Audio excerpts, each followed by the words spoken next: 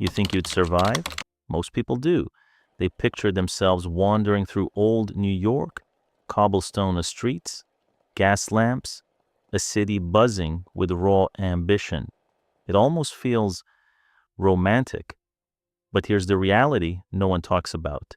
The average person in 1800s New York faced a non-stop barrage of invisible threats, so constant, so unavoidable, that a modern human wouldn't last long, not because of war, not some dramatic accident, from breakfast.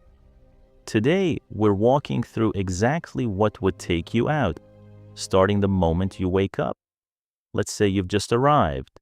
You're an immigrant packed into a tenement on the Lower East Side, a building meant for maybe 30 people, now holding closer to 300.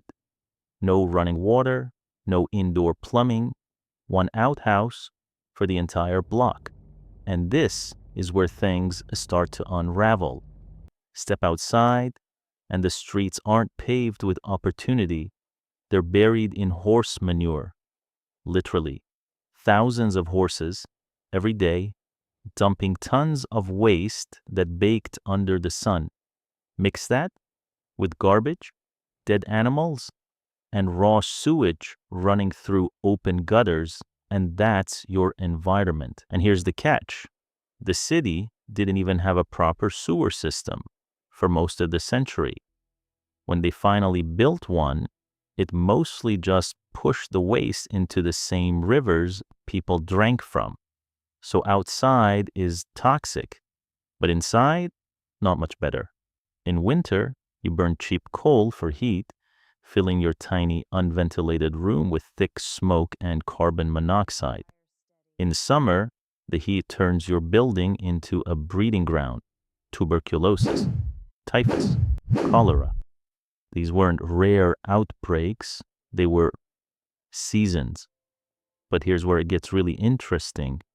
And honestly, this is the part that shocks people the most. Your biggest threat wasn't the air, it was your food. Let's talk about milk. In the 1850s, most of New York's milk came from cows kept in distillery basements. They were fed fermented waste from whiskey production. The cows were sick, many were dying, some couldn't even stand. And the milk? Gray, thin, rotten. So producers fixed it, adding chalk, plaster, even water to make it look drinkable. And then they gave it to babies. Infant death wasn't some rare tragedy, it was expected. In some areas, more than half of all children didn't make it past age 5. Half. Now maybe you avoid the milk, you go for bread instead, except the bread is cut with chalk and clay to increase weight. The meat, often spoiled, masked with chemicals no one had ever tested. There's no food regulation, no inspections, no one checking anything. You're eating whatever the market decides is good enough. And good enough basically means it probably won't kill you immediately. Now let's say somehow you survive breakfast. You head to work. If you're lucky, it's a factory job. 12 to 16 hours a day. No breaks required, no safety rules, machines with no guards, no shutoffs, and no consequences if they take your hand. Because that happened a lot. And if you're not lucky, you're a child doing the same job. Child labor wasn't hidden. It was normal. Kids as young as 6 worked in sweatshops, breathing the same stale air they slept in, all for pennies. But even that's not the end of it, because now you have to make it home. And this is where it gets even worse. Lower Manhattan wasn't controlled by police. It was controlled by gangs, the Dead Rabbits, the Bowery Boys, groups that fought full-scale battles in the streets, sometimes for days. And the police, often corrupt, understaffed, or just absent. Take the 1863 draft riots, 4 days of chaos. Entire blocks burned, people killed openly, in the streets. And if fire broke out in your building, you'd better hope for a miracle. The Great Fire of 1835 destroyed over 600 buildings because the city simply couldn't handle it. One spark from a kerosene lamp, one accident with a coal stove, and everything you have is gone, or worse. So let's add it up.